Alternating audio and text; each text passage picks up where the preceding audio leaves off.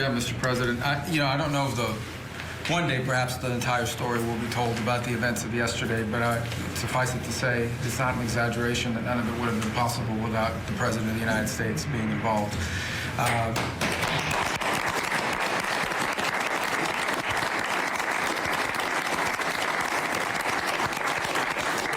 It really began with your trip to the Middle East, where these relationships were forged with partners in the region, personal relationships, close relationships that created the foundation where all this was possible. Where I think this really took a turn. Remember, a month ago, no one thought this was possible. Where it really took a turn about a month ago, less than a couple weeks ago, is when we were at the United Nations, and you convened a historic meeting, not simply of Arab countries, but of Muslim-majority countries from around the world, including Indonesia was there, Pakistan was there, and created this coalition behind this plan. Then on that following Monday, you met with the Prime Minister of Israel here, and that plan was presented. And then, of course, our great negotiating team followed up on it. In the interim, again, perhaps the stories will be told, perhaps they will never be told. The President had some extraordinary phone calls and meetings that required a high degree of intensity and commitment and made this happen. And I think what's important to understand is that yesterday what happened was really a human story. There's a geopolitical aspect to it, there's no doubt about it. It creates the conditions for Gaza to one day be a normal place again and people to have a better life and Israelis to be safe. But yesterday was a human story.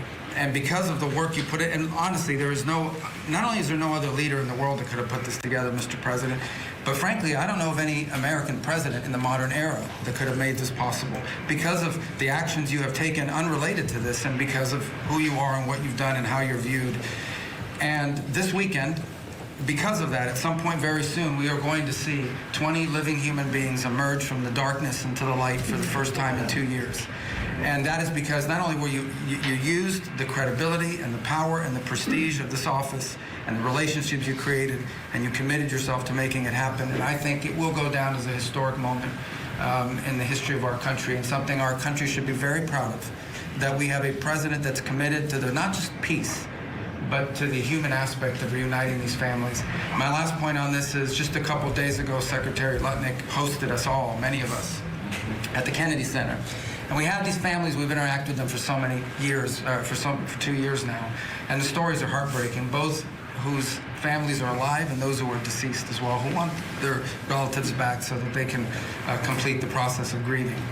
And we had all hoped that perhaps that was the day that we would have an announcement for them on the anniversary of the 7th. But I know you were able to speak to some of those families last night.